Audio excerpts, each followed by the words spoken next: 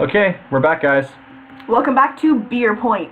We've been drinking beer, in case that hasn't been obvious, which is why we're much funnier this time. I think you're being a little too generous with our level of humor, but I'll take it. Okay, so last time we talked about Total Biscuit's video on the overuse of certain words in gaming discussion and marketing and why they should be abandoned. I'm curious why he thinks pay-to-win should be abandoned. Well, so it's kind of the same issue that we ran into with roguelike, wherein it has been overused to the point of meaninglessness. But in the case of, whereas roguelike is being overused by marketing, in this case, pay-to-win is being overused by people to shut down discussion of a game. They just basically, someone talks about a game, someone goes, yeah, but it's pay-to-win. Like, oh, yeah, that game. And because pay-to-win is so loaded a term that it makes people so angry that they just like, pay-to-win, grumble, grumble, grumble, grumble, grumble. But it gets focused a lot on words that frankly don't really meet that definition. Well, I mean, and in some cases, it's not even defined. They just say it, and most people have like an idea of what that means. Well, okay. I'm one of those people who I don't know if I'm sure what it means. So let me give you an example. You saw that I was super into Dungeon Boss, and it's an iPhone, Android, etc. game. Yeah. And I'm a little embarrassed to admit I spent real money on it. Okay. And I think this is a good example of a pay-to-win because basically the leveling characteristics mean that unless you spend money or spend months slow leveling and purposefully avoiding anything with experience, by the time you get to end game, you are screwed. Basically, it's a game where I think of it kind of like mini Pokemon. You basically have warriors and they go against each other and they're different types. And by the time you get there, they aren't as leveled up as they are for someone who's either very nice. Suck it! Very nice. Only lost one character. That was pretty good. But by the time you get to the end game, unless you've spent months leveling super duper slowly and like purposefully avoiding main parts of the game, or spent a lot of money, up to like hundreds of dollars, you're absolutely fucked. Yeah. I feel like that is a pay to win that isn't obvious at first because you don't realize how quickly you're leveling up. Honestly, especially for iOS, which is really where the pay-to-win market thrives, it's never obvious. They kind of, in fact, the really effective ones, like Game of War, which you might remember is marketed to us by Kate Upton's boobs. And only her boobs. Yeah. They're very sneaky about kind of training you to expect a certain level of progress that at the beginning of the game is very fast and is free, because all buildings... That's how they suck you in. Yeah, all buildings and research is like, okay, so they train you to expect it to be instantaneous, and then once you're trained in that way, things take longer. And then they go, oh, but here's our premium currency, and hey, guess what? We're going to give you a lot of premium currency in order to train you to use it, and like, get this sense that the premium currency is very expendable. And then I'm guessing you get to end game and everything costs a ton. Well, and actually, I would say that game is quintessential pay to win, because when you get to the end game, when you get to the mid game, there are researches that literally take years. No. They take years. Oh my god. It literally takes years, so you have to pay for it. But the worst part is that this isn't like Farmville. This is a competitive game. You can win. You can lose. The people who are spending money on the game will beat you. Yeah. That is by definition pay to win. You can't win without paying for it. Yeah, and honestly, I'm talking about Dungeon Boss because it's my most recent exposure to this, but Dungeon Boss is... What? There's more of them, and they're following us.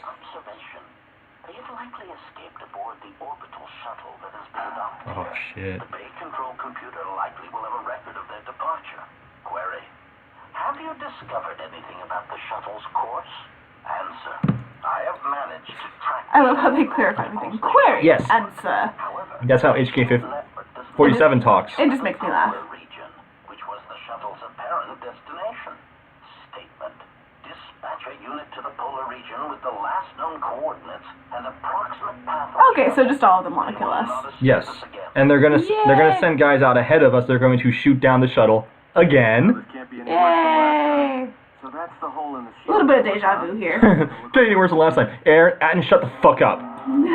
Stop it. You gotta be kidding me. It's not my fault. Uh-huh. You just happen to be piloting every time. Well, he's literally the only one with piloting experience.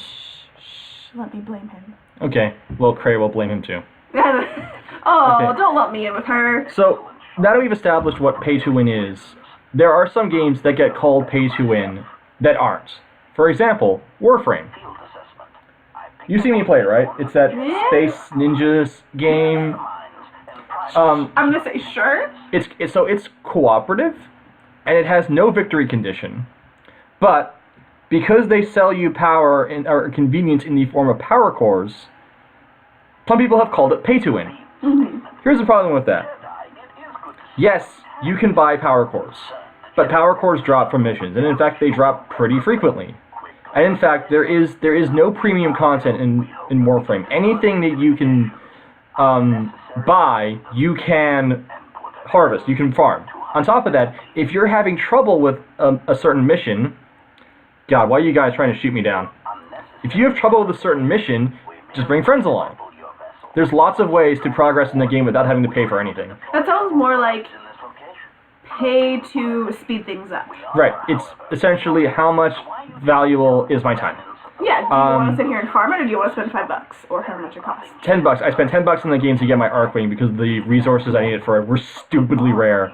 And they were only accessible in an environment I hadn't unlocked yet, so I would have to farm levels in order to get to the place where I could farm. Yeah. Fuck that. Anyway, why are there so many of you? Hiding the statement. Oh, Jedi. There Fuck. are as many of us as are needed to capture or kill our targets. Egotistical. I take it they view us as a threat. Far more of us than any one Jedi. Destroy one of us, and more shall rise from the Dear God, You're not they're like Medusa. network executives. Medusa? You mean Hydra? Hydra. Or network executives. Damn it. You kill one, two more take their I'm place. screwing up my mythology. Damn it. If you want to fight, bring it! Yeah, I'll take all y'all on. I don't think they'd accept anything other than a fight. No. Hey, Kreia. I got an idea. I'll auto-level Kreia up when she gets wounded, so she'll automatically recover all of her health. Haha! Oh. I'm a sneaky bastard. There you go. There we go. Disable droid on their minds. That's smart. And it hit some of them, too. Yay! So, another of the words that I found interesting to talk about was beta. That seems interesting, because that seems like you can't really avoid that word. So, and again, like most of these words, it has a highly strict definition. A beta is a game that, or it's a term in software development that refers to when the product is in an incomplete state. Mm-hmm. Oh fuck, you might die. Ooh. The problem is that there are things that are being called betas that clearly aren't. For example, Rainbow Six Siege had a public beta, and then like a week later, it was released on market. Bullshit, that was not a beta. Yeah. That was early release. That was like a public demo. Yeah. Um, Call it what it is. then, and then you have games like Warframe, which has been in beta for 3 years.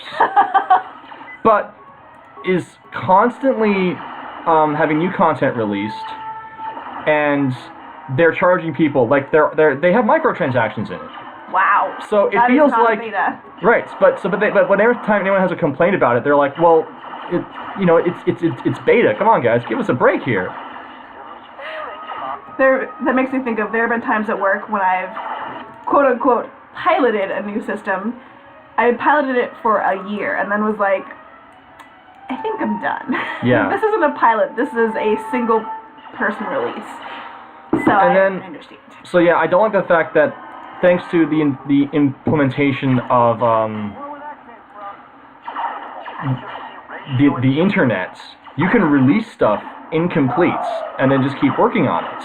So when is the game complete? When is the game out of beta? Never! How do we define that? Especially when you have stuff like Warframe, which had a public beta Those had like a public closed beta, then a public open beta, then was released, but it's still beta. By the way, there were very significant air quotes there, but I think you could hear it in his voice on released. It was released a year and a half after it came out on public beta. And it's still beta. Wait, how? That's closed beta, open beta, beta? Yeah. That is...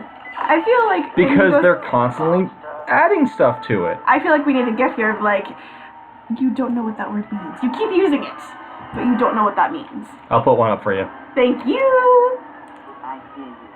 Hey, Kreia, I'm sorry I forgot about you. I'm sure she'll judge you and hold it against you forever. Yeah. And now that we've beaten that, we can take a quick break and we'll see you guys tomorrow. See you guys tomorrow.